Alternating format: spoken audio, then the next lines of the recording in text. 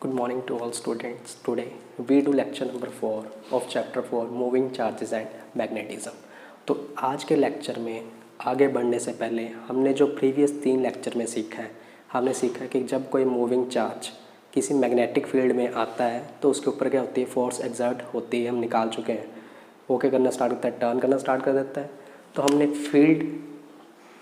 Field हम मानते थे कोई मैग्नेटिक फील्ड है, और अगर उसमें मूविंग चार्ज आ रहा है तो उसके ऊपर कितनी फोर्स एक्सर्ट होती है, ये हम आर्टिकल्स में सीख चुके हैं। तो आज के लेक्चर में हम देखेंगे कि जो सोर्स है मैग्नेटिक फील्ड का वो क्या होता है, एक मूविंग चार्ज होता है और एक क्या बोलते हैं उसे करंट कैरिंग कंडक्टर होता है। तो कितनी मैग्नेटिक फील्ड बनाएगा किसी एक पॉइंट पे। तो सपोज कर लेंगे कोई एक करंट कैरिंग कंडक्टर है जिसमें करंट आई फ्लो कर रही है, तो किसी पॉइंट पी पे ये कितनी मैग्नेटिक फील्ड बनाएगा।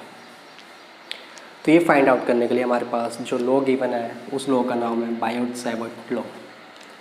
तो इस लॉ को करने के लिए हम जाएंगे अपने चैप्टर्स जो पीछे हमने पढ़े हैं, फर्स्ट चैप्टर कूलम्स लॉ वगैरह। तो उसमें हमने देखा है कि कूलम्स लॉ में एक स्मॉल पॉइंट चार्ज जो होता है स्टैटिक होता है, वो सोर्स ऑफ होता है इलेक्ट्रिक फील्ड। तो किसी पॉइंट पी पे वो कितनी इलेक्ट्रिक फील्ड क्रिएट करता था एट डिस्टेंस आर पे। सभी को मालूम है वो होती 1/4 pi epsilon naught q upon are square. ये सब सीख चुके हैं। और हमने ये भी सीखा है कि अगर एक स्ट्रेट करंट का एक लाइन है, लीनियर चार्ज डेंसिटी हो, एक लाइन के ऊपर हमने क्या किया है, क्यू चार्ज को क्या किया है, डिस्ट्रीब्यूट किया है। क्यू चार्ज उसके ऊपर पूरा और लैम्डा इसकी चार्ज डेंसिटी है। तो हम इसके कारण यहाँ पे पॉइंट पी पे इलेक्ट्रिक फील्ड फाइंड आउट करना चाहते थे। तो हमें क्या करना पड़ता था, तो कूलम लॉ क्या था, एक पॉइंट कंसेप्ट था। तो हमें इसमें एक पॉइंट कंसिडर करना पड़ता है, एक लाइन एलिमेंट लेना पड़ता था छोटा सा, जिसे हम क्या लिखते थे dl, और लैम्डा इसकी सरफेस चार्ज डेंसिटी, तो हमारे पास स्मॉल चार्ज आता था dq। तो इस चार्ज के कारण इस पॉइंट पी पे जो डिस्टेंस r पे होता था उस पर हम मैग्नेटिक फील्ड फाइंड आउट कर लेते, इलेक्ट्रिक फील्ड फाइंड आउट करते थे। तो स्मॉल इलेक्ट्रिक फील्ड आती थी हमारे पास dE = 1/4 pi epsilon naught dq upon are square. और क्या लिख सकते थे इसे हम, आर वेक्टर फॉर्म में लिखना, क्योंकि फील्ड वेक्टर क्वांटिटी होती है, तो ये फॉर्मूला बनता था। तो सेम कंसेप्ट को हम यहाँ पे मैग्नेटिक फील्ड के कंसेप्ट में यूज़ करेंगे। सपोज कंसिडर कर लेंगे करंट कैरिंग कंडक्टर हमने ले लिया,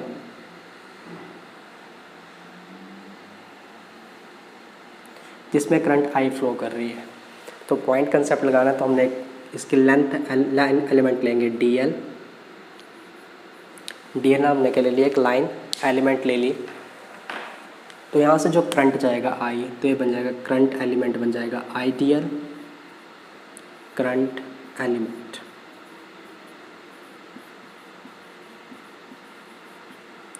अब इसके कारण पॉइंट P पे क्या बनेगी, हम इसे क्या करेंगे, पॉइंट P के साथ ज्वाइन करेंगे।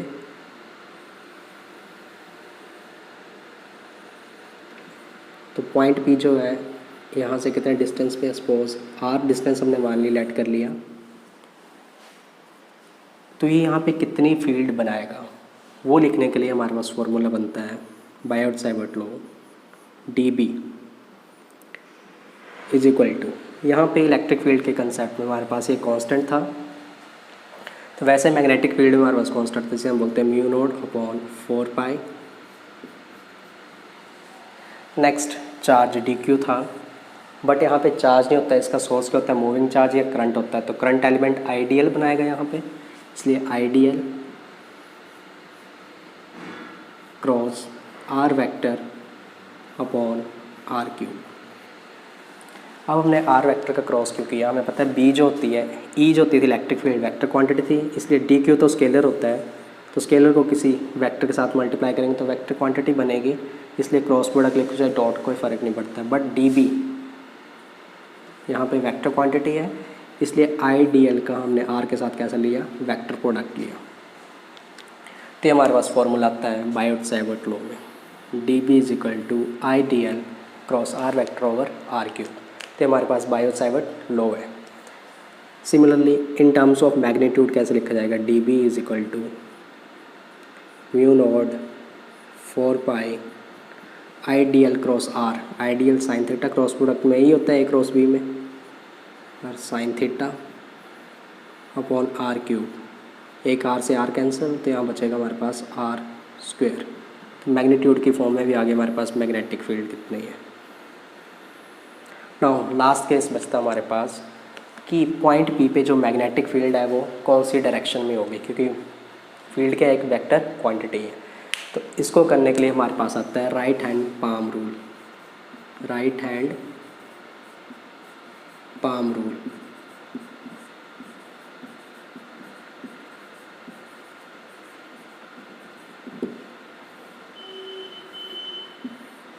तो हमने पॉइंट पी पे मैग्नेटिक फील्ड की डायरेक्शन निकालनी है, उसके लिए हमारे पास राइट हैंड पाम रूल आता है। तो राइट हैंड पाम रूल क्या बोलता है कि जिस करंट कैरिंग कंडक्टर में करंट फ्लो कर रहा है आई, अपने है राइट हैंड को स्ट्रैच करो, थंब को in the direction of current, current के डायरेक्शन में फ्लो कर दिया हमने, स्ट्रैच कर दिया, उसे वहीं रख दो और अपने हाथ को खोल दो, और आपका जो पाम है वो आर वेक्टर के डायरेक्शन में होना चाहिए, मीन जहाँ पॉइंट पे है उसकी डायरेक्शन में होना चाहिए। तो ये गया हमारा पाम। तो हमारे हथेली जो होती है ये पाम होती है, तो हमने स्ट्रैच कर दिया, पाम मेरा ऐसे गया, जो हथेली होती है सीधी तरफ जो होती है पाम उसकी तरफ कर दिया। अब जो ये पाम का ऊपर जो एक परपेंडिकुलर ड्रॉ होगा मेरे इस पाम के ऊपर, हथेली के ऊपर जो परपेंडिकुलर ड्रॉ होगा, जैसे ये मार्कर है, ये ऐसे के थंब है और ये मेरा पाम है, तो परपेंडिकुलर कहाँ बन रहा है इसके लिए, गोइंग इनसाइड।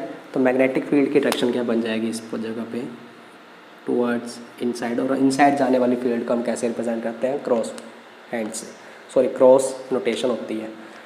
तो राइट हैंड पाम रूल सभी को मालूम लग गया होगा कि क्या करना हमने राइट हैंड पाम रूल में, stretch your right hand in such a way that your thumb is towards the direction of current, open your hand palm towards the direction of R, and the perpendicular drawn on in your palm give the direction of magnetic field.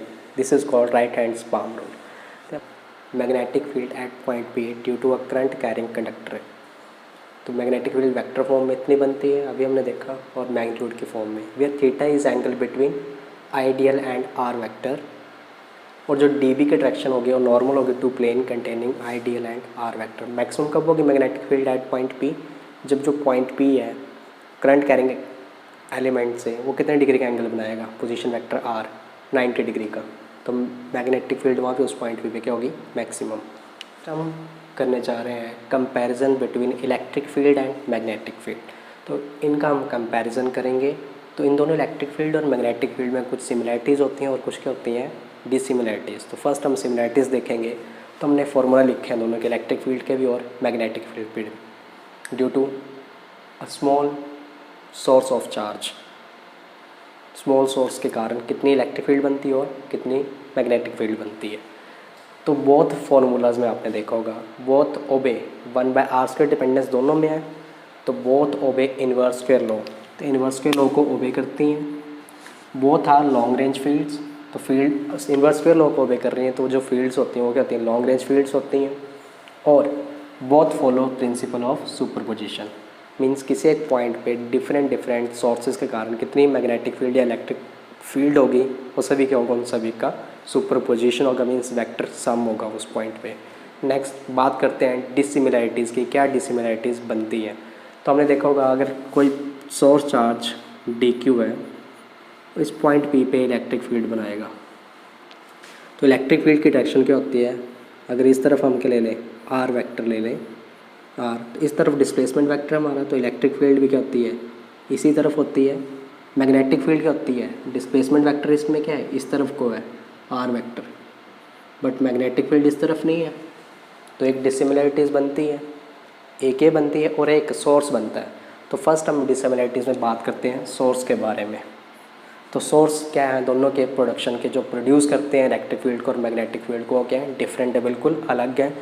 Magnetic field जो produce की जाती है वो की जाती है current के कारण, मींस बेसिकली करंट के कारण की जा रही है, तो मींस बेसिकली वो की जा रही है प्रोड्यूस मूविंग चार्ज के कारण, whereas electric field is produced by a static charge. तो सोर्स ऑफ इलेक्ट्रिक फील्ड क्या होता है, ई फील्ड का सोर्स क्या है स्केलर क्वांटिटी है, scalar quantity that is static charge. और मैग्नेटिक फील्ड का बी फील्ड का सोर्स क्या है? वेक्टर क्वांटिटी एक, क्योंकि आइडियल कैसी क्वांटिटी है? एक वेक्टर क्वांटिटी, जिसे हम बोलते हैं करंट एलिमेंट। करंट नहीं बोलेंगे, करंट एलिमेंट, क्योंकि करंट तो स्केलर होता है, बट करंट एलिमेंट क्या बनेगा? एक वेक्टर क्वांटिटी बनेगी ऑब्लिक मूविंग चार्ज।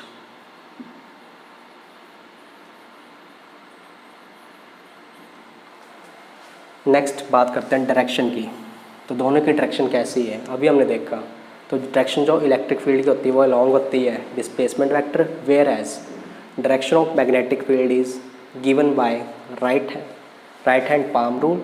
एंड जो डायरेक्शन होती है मैग्नेटिक फील्ड की वो परपेंडिकुलर होती है टू द डिस्प्लेसमेंट वेक्टर या to the plane containing displacement vector. तो ये डिफरेंस आ गया। Next angle dependence. तो इलेक्ट्रिक फील्ड के फॉर्मूले में कहीं भी एंगल की बात नहीं हो रही है, फॉर्मूले में दिख रहा हमें, बट जैसे इसका मैग्नीट्यूड फॉर्म लिखते हैं हम mu not upon 4 pi I D L sine theta over R square. यह थीटा की क्या आती है? एंगल डिपेंडेंस आती है। तो नो ई वेक्टर के इलेक्ट्रिक फील्ड के केस में नो एंगल डिपेंडेंस,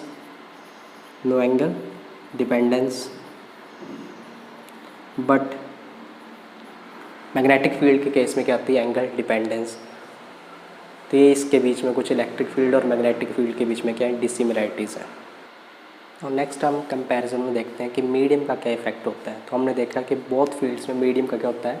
इफेक्ट होता है, but the characteristic is different. Both case में कैरेक्टरिस्टिक क्या है? डिफरेंट है। तो हमने इलेक्ट्रिक फील्ड के केस में देखा हमारे पास क्या आती है? मीडियम के लिए डिपेंडेंस यहाँ पे एप्सिलॉन नोड आती है, यहाँ पे म्यू नोड।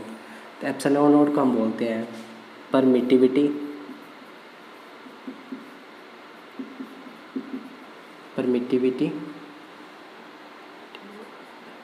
एप्सिलॉन नोड को वी को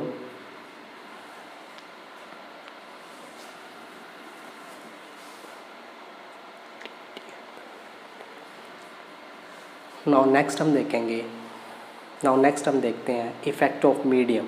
तो हमें पता है electric field and magnetic field दोनों पे जो है मीडियम का इफेक्ट बढ़ता है, बट जो उनकी करेक्टरिस्टिक है, ये जो करेक्टरिस्टिक है इज़ डिफरेंट। वो करेक्टरिस्टिक क्या है? डिफरेंट है। हमें फॉर्मूले पता है इलेक्ट्रिक फील्ड के भी और मैग्नेटिक फील्ड में भी। इलेक्ट्रिक फील्ड में जो डिपेंडेंस आती है एप्सिलॉन नोड, जिसे हम बोलते हैं परमिटिविटी ऑफ फ्री स्पेस या परमिटिविटी ऑफ मीडियम। मीडियम जब बोलेंगे हम एप्सिलॉन नोड ना लिख के क्या लिखेंगे यहाँ पे? एप्सिलॉन एम, जिसे हम बोलते हैं परमिएबिलिटी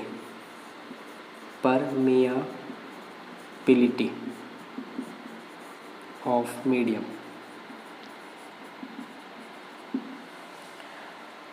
तो ये दोनों होती क्या है? इलेक्ट्रिक फील्ड के केस में हम जो यूज़ करते हैं कैरेक्टरिस्टिक, वो इलेक्ट्रिक फील्ड के केस में जो कैरेक्टरिस्टिक आती है मीडियम की कौन सी आती है? परमिटिविटी।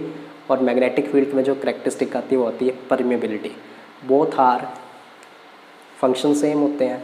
क्या करती हैं? किसी पॉइंट पे अगर यहाँ पे सोर्स है हमारा इलेक्ट्रिक फील्ड का या मैग्नेटिक फील्ड का, तो मीडियम जो है कितना परमिट कर रहा है, मीन्स यहाँ पे इलेक्ट्रिक फील्ड क्रिएट हुई, सपोज हम करते हैं 10 यूनिट, तो इस पॉइंट पी पे उसका कितना इफेक्ट है, मीन्स इसने पॉइंट पी पे कितनी ऑब्जर्व की, सपोज 8 यूनिट, तो वो है मीन्स मीडियम ने कितनी परमिट की यहाँ से यहाँ तक, इस पॉइंट पी तक, वो डिफाइन करता है मीडियम की कैरेक्टरिस्टिक। तो इलेक्ट्रिक फील्ड के केस में हम बोलते हैं परमिटिविटी एंड मैग्नेटिक फील्ड के केस में हम बोलते हैं म्यू को परमिएबिलिटी। अगर हम वैक्यूम में चले जाएं तो म्यू एम बन जाता है एप्सिलॉन एम बन जाएंगे एप्सिलॉन नोड, और permeability of free space mu node.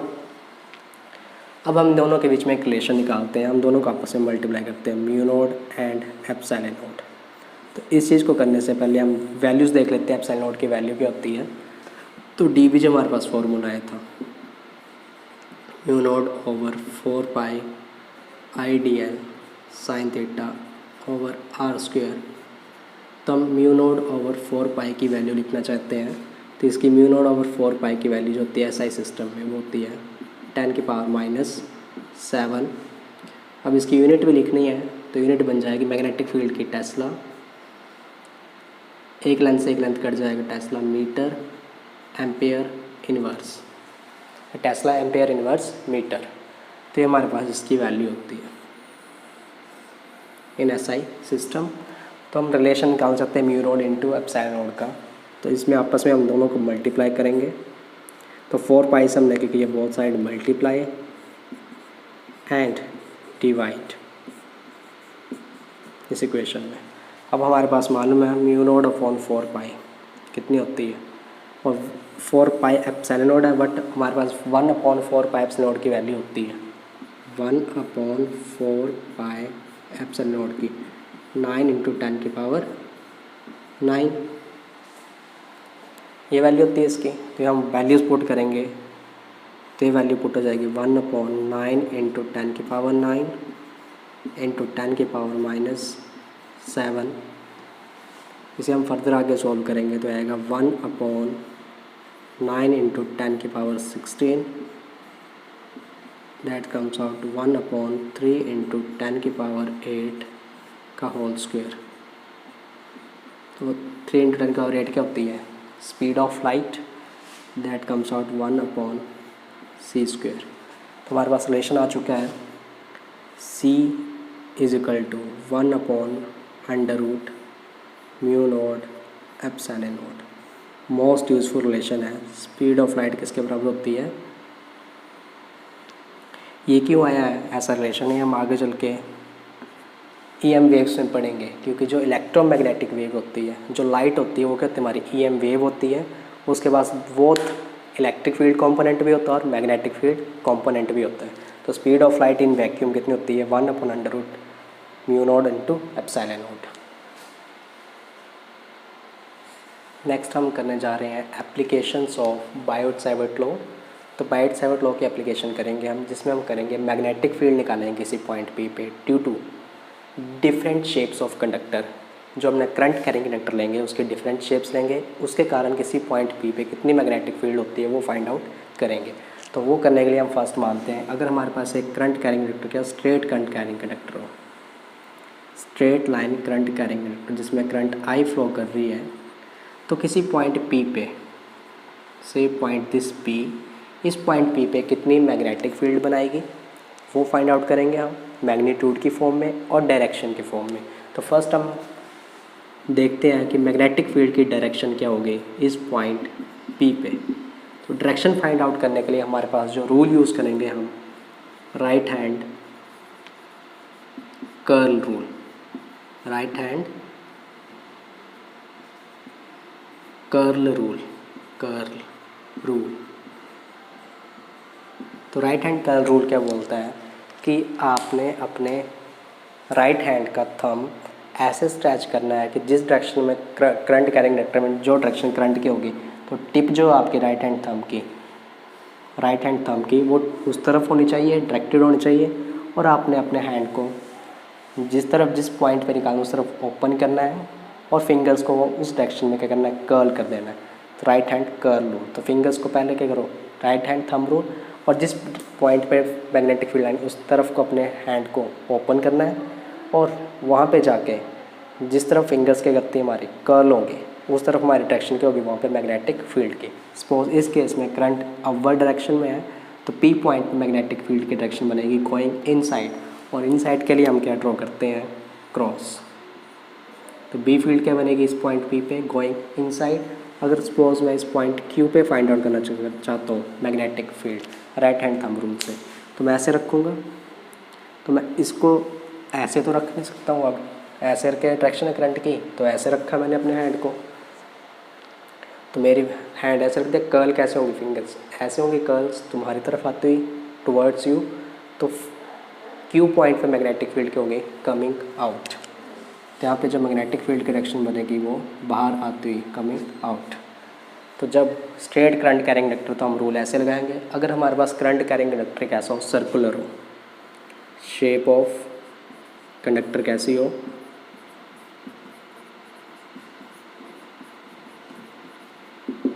Ring हो या सर्कुलर हो, suppose circular current carrying conductor हो।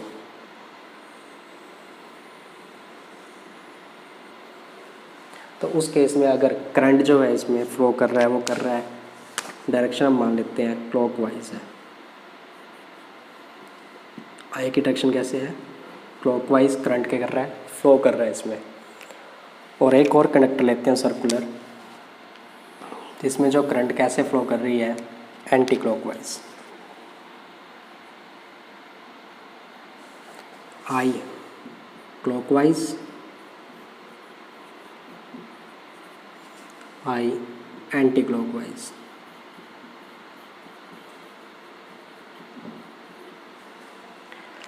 तो इसमें भी हमने क्या करना है? राइट हैंड कर्ल रूल ही लगाना है, बट उसको मॉडिफाइड फॉर्म में लगाएंगे। तो राइट हैंड कर्ल रूल में थंब को हम कैसे रखते थे? जिस डायरेक्शन में हमारा करंट कैरिंग कंडक्टर और कर्ल फिंगर क्या देती है? हमारी डायरेक्शन ऑफ मैग्नेटिक फील्ड। अब हम क्या करते हैं? इंटरचेंज कर देते हैं। हमारी कर्ल फिंगर, जब कंडक्टर कैसा होगा? सर्कुलर, तो कर्ल फिंगर क्या देंगे हमारे पास? Direction of current, and thumb के देगा हमारे पास डायरेक्शन ऑफ मैग्नेटिक फील्ड। तो अगर करंट कैरिंग कंडक्टर में कंडक्टर ऐसे रखा हुआ है और इसमें क्लॉकवाइज है, तो क्लॉकवाइज ऐसे बनी फिंगर्स, ऐसे घूमेंगी मेरे फिंगर्स, ऐसे तो घूम नहीं सकती पीछे को, तो ऐसे घूमेंगी। तो मेरा थंब कहाँ जाता है वो दिख रहा है आपको? ब्लैक बोर्ड के इनसाइड। तो मीन्स इस सेंटर पे जो मैग्नेटिक फील्ड बनेगी इस करंट कैरिंग कंडक्टर के कारण, वो क्या होगी? Going inside. तो यहाँ मैग्नेटिक फील्ड क्या बनेगी? गोइंग इनसाइड मीन्स क्रॉस लगेगा। अगर करंट कैसा हो जाए? क्लॉकवाइज, तो क्लॉकवाइज ऐसे बनेंगे फिंगर्स, तो थंब बाहर आता हुआ दिखेगा आपको। तो करंट की डायरेक्शन क्या बनेगी? क्लॉकवाइज है, और मैग्नेटिक फील्ड क्या बनेगी? At centre coming out. तो बी फील्ड क्या है यहाँ पे? Going inside, and B field यहाँ पे क्या है? Coming out. तो ये हमारे पास राइट हैंड कर्ल रूल है to find the direction of magnetic field.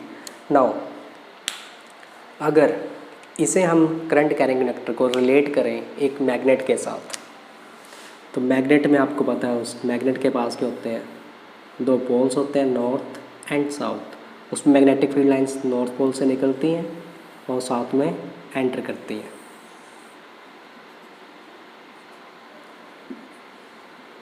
और आपने एक प्रॉपर्टी और पढ़ी है मैग्नेट्स की कि मोनोपोल एग्जिस्ट नहीं करता है, डाईपोल ही एग्जिस्ट करते हैं। मीन्स दोनों बोथ, नॉर्थ होगा तो साउथ भी एग्जिस्ट करेगा। तो वैसे हम देखना चाहते हैं करंट कैरिंग कंडक्टर में ऐसा है कि नहीं है। तो अगर क्लॉकवाइज करंट फ्लो कर रहा है, कैसे यहाँ पे? क्लॉकवाइज, तो यहाँ पे मैग्नेटिक फील्ड हमें क्या लग रही है? अंदर जाती हुई लग रही है, going inside.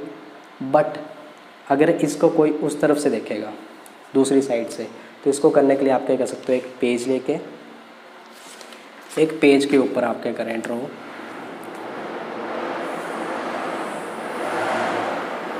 Current carrying conductor draw करें सर्कुलर, जिसमें हम मान लेते हैं एंटी क्लॉकवाइज करंट क्या कर रहा है, या सॉरी क्लॉकवाइज करंट क्या कर रहा है? फ्लो। तो इस पॉइंट पे मैग्नेटिक फील्ड क्या बनेगी? अंदर जाती हुई। बट जैसे ही इस पेज का आप बैक साइड देखेंगे, इस पेज के क्या देखेंगे आप? Back side. तो बैक साइड में आप दोबारा से इसको रीड्रॉ करोगे, तो रीड्रॉ करके क्या बनेगा? एरो ऐसे है, एरो ऐसे बन गए करंट के। तो करंट के यहाँ एरो देखो, ऐसे बन गया करंट का एरो। तो इसमें जो करंट की डायरेक्शन क्या बन गई? एंटी क्लॉकवाइज आ गई। अब एंटी क्लॉकवाइज आ गई तो मीन्स यहाँ जो पॉइंट पे होगी मैग्नेटिक फील्ड क्या होगी? Going inside. तो इस वाली साइड पे करंट क्या था? क्लॉकवाइज था, तो मैग्नेटिक फील्ड क्या थी? Going inside. बट जैसे आपने रीट्रेस करके बैक साइड देखा तो करंट की डायरेक्शन क्या होगी? एंटी क्लॉकवाइज और मैग्नेटिक फील्ड गोइंग इनसाइड। तो मीन्स करंट कैरिंग कंडक्टर में जो ये फ्रंट फेस है यहाँ पे क्या एक्ट कर रहा है? एज आ साउथ पोल।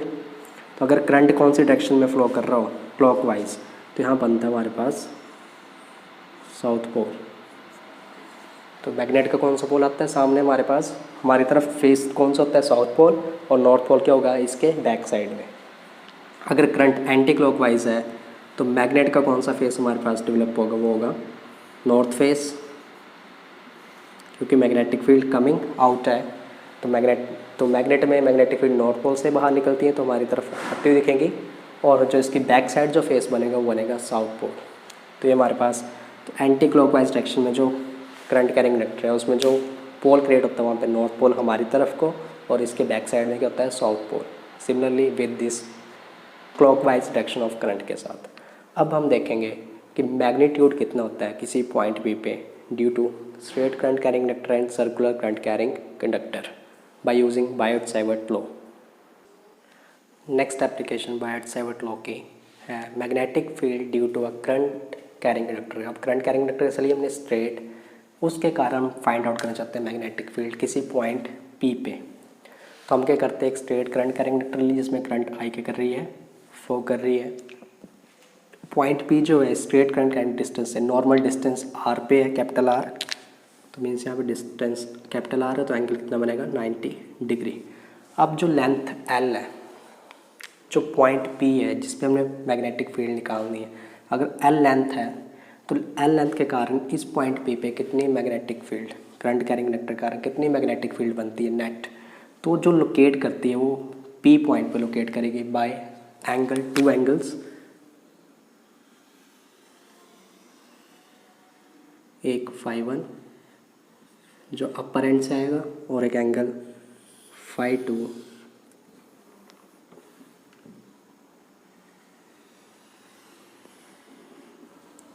जो लोअर एंड से बनेगा। ठीक है, अब हमने बायट-सावर्ट लॉ लगाना है। तो बायट-सावर्ट लॉ लगाने के लिए हमें क्या लेना पड़ता है, एक स्मॉल करंट एलिमेंट लेना पड़ता है। तो हम DL एक क्या लेते हैं, स्मॉल करंट एलिमेंट। DL हमने क्या ले लिया, एक स्मॉल करंट एलिमेंट ले लिया,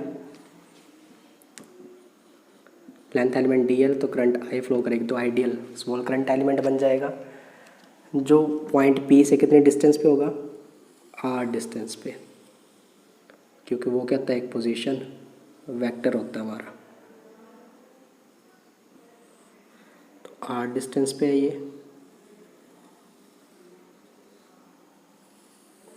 और DL और R वेक्टर के बीच में एंगल जो बनेगा वो बनता है थीटा। तो इस आर्टिकल को करने के लिए हम जो देखेंगे, हमें क्या करनी है, find out magnetic field at point P। तो करंट एलिमेंट DL के कारण कितनी बनेगी, स्मॉल मैग्नेटिक फील्ड कितनी dB कितनी बनेगी, म्यू नॉट अपॉन 4 पाई IDL sign theta over R square, ये बनेगी। अब इस आर्टिकल को हम कर रहे हैं तो इस आर्टिकल में हमारे पास कुछ नॉन क्वांटिटीज़ होंगी और कुछ क्या होंगी, अननोन क्वांटिटीज़। तो फर्स्ट हम अननोन क्वांटिटीज़ के बारे में लिखेंगे, फर्स्ट लिख लेते हैं नॉन क्वांटिटीज़। नॉन क्वांटिटीज़, तो नॉन क्वांटिटीज़ क्या है यहाँ पे हमारे पास, जो यूनिक सेट है एंगल का φ1 और φ2 का, ये हमेशा क्या बनेगा, यूनिक सेट। अगर पॉइंट P यहाँ पे ले जाता तो φ1 की वैल्यू और φ2 की वैल्यू यूनिक सेट बनती। अगर पॉइंट P यहाँ पे ले आता मैं तो उस केस में φ1 और φ2 की वैल्यू क्या बनती, यूनिक। तो φ1 φ2 की वैल्यू जो मेरे पास यूनिक बन रही है वो मेरे को लेंथ दे देंगी कंडक्टर की, या लेंथ L होगी कंडक्टर की, तो मेरे पास φ1 और φ2 की वैल्यूज़ आ जाएंगी। तो यूनिक सेट क्या बन रहा है, φ1 एंड φ2 का क्या बन रहा है, एक यूनिक सेट। एक और बात, अगर हम अपर साइड में एंगल φ1 को पॉजिटिव मेज़र कर रहे हैं तो डाउनवर्ड साइड में जो हम φ2 एंगल मेज़र करेंगे वो कैसे करेंगे, नेगेटिव। तो हम जनरली लिख लेते हैं φ1 पॉजिटिव एंड माइनस φ2। ये नॉन क्वांटिटीज़ है और नॉर्मल डिस्टेंस R भी क्या होगा, यहाँ पे नॉन होगा। नॉन क्वांटिटीज़ R φ1 φ2 है, कहाँ से है हमारे पास नॉन, ये length of conductor, length of conductor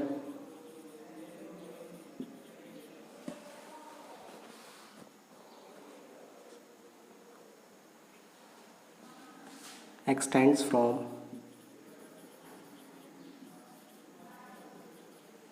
φ1 to φ2।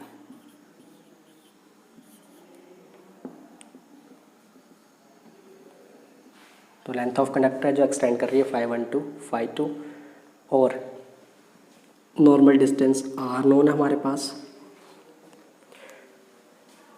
Current I known है हमारे पास, कितना करंट होगा I, एंड अननोन क्या है हमारे पास, अननोन। तो अननोन क्वांटिटीज़ क्या हैं? एक position vector R vector unknown है, जो आइडियल और पी पॉइंट के बीच में बनता है। आर वेक्टर ये अननोन है हमारे लिए, R. And angle theta, theta is also unknown. तो आर भी अननोन है और थीटा भी क्या हमारे लिए अननोन। करंट आई नोन है, डी एल नोन है। तो ये सब चीज़ें जो है unknown, R and theta. Unknown को हमने किस में यूज़ करना है? नॉन्स में कन्वर्ट कर देना है। जो अननोन है हमारे पास आर थीटा, उसे नॉन की फॉर्म में कन्वर्ट करेंगे हम। फिर इस आर्टिकल को आगे हम सॉल्व करेंगे। तो पॉइंट मैग्नेटिक फील्ड का फॉर्मूला हमारे पास आ गया, mu nought 4 pi I D L sine theta over R square. अब हम अपने अननोन्स को नॉन में कन्वर्ट करेंगे। तो फर्स्ट जो है कन्वर्ट करते हैं डी एल साइन थीटा को। तो ये डी एल साइन थीटा के बीच में और आर वेक्टर के बीच में एंगल क्या है? थीटा है। अब हम क्या करते हैं, इस एंड को हम सी बोलते हैं, यहाँ से हम क्या करते हैं, एक नॉर्मल ड्रॉ कर देते हैं।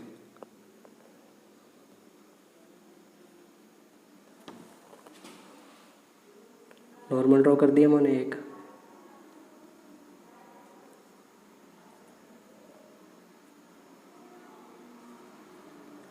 तो इसको हम सी माने और इसे क्या बोलते हैं? डी। तो हमने क्या किया, एक नॉर्मल ड्रॉ था हमारे पास और ऐसे करके हमारा क्या था, करंट आई फ्लो कर रहा था। इसमें हमने यहाँ तक क्या लिया था, स्मॉल करंट एलिमेंट आइडियल लिया था। और बड़ा कर लेता हूँ थोड़े से मैं, आइडियल। इस पॉइंट को सी बोला, यहाँ से मैंने क्या किया, एक नॉर्मल ड्रॉ कर दिया पोजीशन वेक्टर आर के ऊपर। सी डी बोल देते हैं जिसे हम। तो एंगल 90 है और ये एंगल क्या था, थीटा। तो अब यहाँ से राइट एंगल ट्रायंगल बनेगी एक, ये सी डी नॉर्मल। तो राइट एंगल ट्रायंगल बन रही है एक, ड्रॉ कर लूँ इसे। देखिए बनी एक राइट एंगल ट्रायंगल। तो राइट एंगल ट्रायंगल से हम फाइंड आउट करते हैं साइन थीटा कितना होता है। तो साइन थीटा क्या आएगा, now sine theta from triangle, इसको ए बोल देते हैं, ए डी सी। तो हमारे पास साइन थीटा की वैल्यू आएगी, क्या होता है हमारे पास वैल्यूज निकालने के लिए, for P B P H H P. तो परपेंडिकुलर अपॉन हाइपरन्यूज। परपेंडिकुलर के यहाँ पे सी डी और हाइपरन्यूज हमारे पास करंट एलिमेंट आइडियल। तो दिस इम्प्लाइज सी डी आ जाएगा हमारे पास आइडियल साइन थीटा। तो इक्वेशन 1 जो है हमारे पास, इसको रिप्लेस करेंगे। तो आइडियल साइन थीटा की जगह हम क्या लिखेंगे, 1 implies D B is equal to mu not upon 4 pi I C D upon are square. तो अब हम क्या करते हैं, ये जो सी पॉइंट लिया है इसे पी पॉइंट के साथ ज्वाइन कर देते हैं।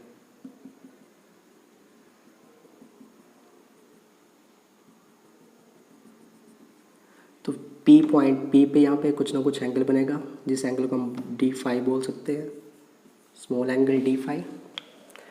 अब इस पे ध्यान देंगे, पी पॉइंट से ऐसे करके सी और डी। तो ये जो पी सी के डिस्टेंस होगा वो भी आर बनेगा और एंगल क्या है, ये डी फाई है।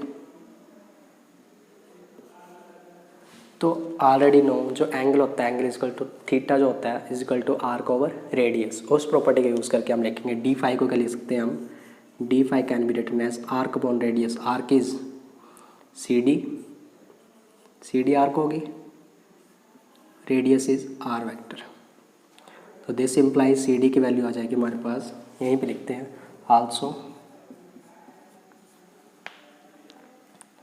D phi is equal to CD upon R. This implies CD is equal to R d phi तो ये वैल्यू पुट कर देंगे हम सी डी की यहाँ पे। तो डी बी क्या बन जाएगा हमारा,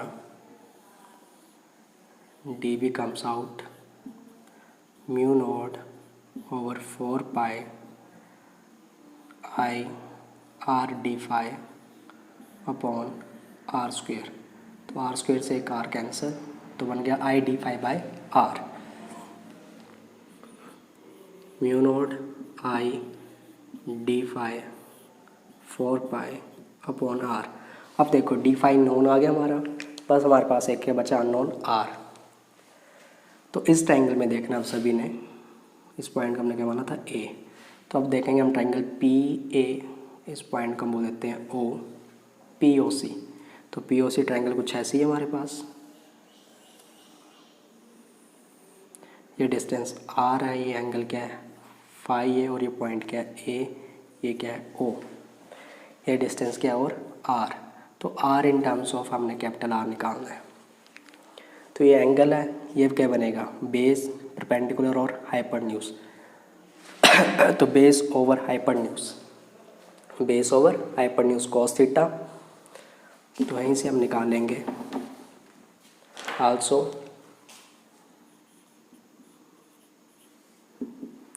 1 अपॉन आर या कॉस थीटा, थीटा के यहाँ पे cos phi angle is equal to base capital R upon hypotenuse small R. This implies 1 upon R is equal to cos phi upon capital R. तो 1 upon R की value put कर देंगे इस equation में। तो डी बी क्या बनेगी हमारे पास, D B is equal to mu not upon 4 pi I D phi, और 1 अपॉन आर की वैल्यू क्या आएगी cos phi upon capital R. तो सारा जो रिजल्ट हमारा डी बी किस में चेंज हो गया है, नॉन क्वांटिटीज़ में। तो हम इस इक्वेशन को करेंगे इंटीग्रेट करेंगे और नेट फील्ड निकाल लेंगे B integrating D B from limits phi 1 to minus phi 2 mu not upon 4 pi I upon capital R integral cos phi D phi from minus phi 2 to phi 1। Cos phi की integration sine phi mu not I upon 4 pi R, cos phi की sine phi आएगी और minus phi 2 to phi 1। Limits put करेंगे तो हमारे पास क्या आएगा अपर माइनस लोअर। तो sine phi 1 minus sine of minus sine phi 2 minus sine of minus phi 2, sine of minus theta minus sine theta, minus बाहर आ जाएगा, ये बन जाएगा ऐसे। तो ये मैग्नेटिक फील्ड का फॉर्मूला आ गया हमारे पास। At point P due to a straight current carrying conductor. तो मैग्नेटिक फील्ड हमारे पास ये आ गई mu not I upon 4 pi are sine phi 1 plus sine phi 2। अब डायरेक्शन क्या होगी हमें राइट हैंड थंब रूल से हम फाइंड आउट से या राइट हैंड कर्ल रूल से। तो करंट कैरिंग कंडक्टर के अलाउंग थंब रखो, पाम आर वेक्टर के अलाउंग, और जो परपेंडिकुलर होगा उस पॉइंट पी पे जाके वो क्या देगा डायरेक्शन ऑफ मैग्नेटिक फील्ड। तो परपेंडिकुलर इनसाइड ही बनेगा, इसलिए मैग्नेटिक फील्ड एट पी जो ए गोइंग इनसाइड होगी। अब हम इसके कुछ स्पेशल केसेस करेंगे। हम सपोज करेंगे फर्स्ट केस, ये जो पॉइंट पी है ये lies very close to the conductor, conductor के बहुत ही पास लाई कर रहा है। अगर और पास लेते हैं सपोज हम यहाँ पहुँचा दें इस पॉइंट पी को,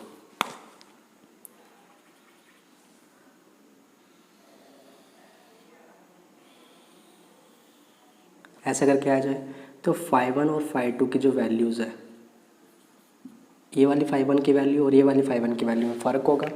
मीन्स जितना हम क्लोज आते जाएंगे एंगल क्या करता चलेगा हमारे बढ़ता चलेगा। तो स्पेशल केसेस में हम फर्स्ट कर रहे हैं स्पेशल केस।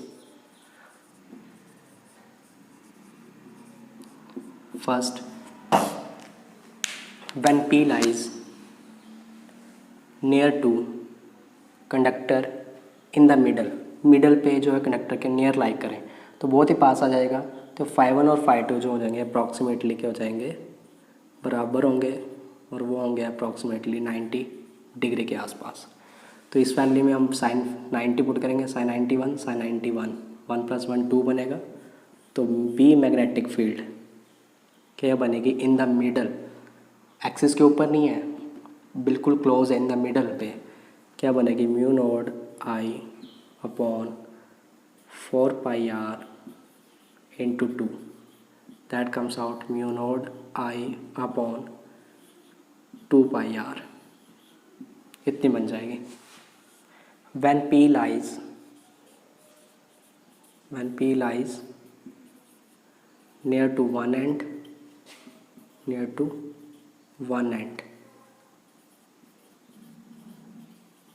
अगर ये जो पॉइंट P यहाँ पे आया था, मिडल पे आया था पहले, बहुत ही पास, अभी नियर बाय कंडक्टर ही हो और वन एंड पे लाई करे, से हियर लाई कर जाए, तो जो φ1 का एंगल होगा वो क्या हो जाएगा, लगभग 0 के बराबर हो जाएगा।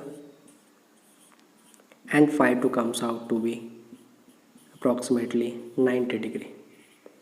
देन बी, ये बी आई कहाँ पे आई थी हमारी, मिडल पे, इसलिए मिडल लिख लेते हैं एम। ये हमारी कहाँ आ रही है, साइड पे, तो एस लिख देते हैं। बी एट साइड या at one end comes out sine φ1 0 φ2 1, ये 0 हो जाएगा और ये 1 आएगा। तो वैल्यू क्या आएगी हमारे पास, म्यू नोड आई अपॉन 4πr। तो इसे रिलेट करें इसके साथ हम, मिडल वाली के साथ, तो मिडल वाली जो है साइड वाली से क्या है, तो जो साइड पे है वो मिडल की क्या है, हाफ, तो half of middle, B at middle. Third case, when P lies on the axis of conductor, और अब P जो है एक्सिस पे आ जाए कंडक्टर की, तो φ1 एंगल क्या बनेगा, 0, और φ2 क्या हो जाएगा 180। φ1 0 के बराबर हो जाएगा एंड φ2 किसके बराबर हो जाएगा, 180 डिग्री के। देन दिस एक्सप्रेशन से साइन बोथ 0, तो B comes out to be 0। तो magnetic field on the axis of conductor क्या होती है, 0 होती है।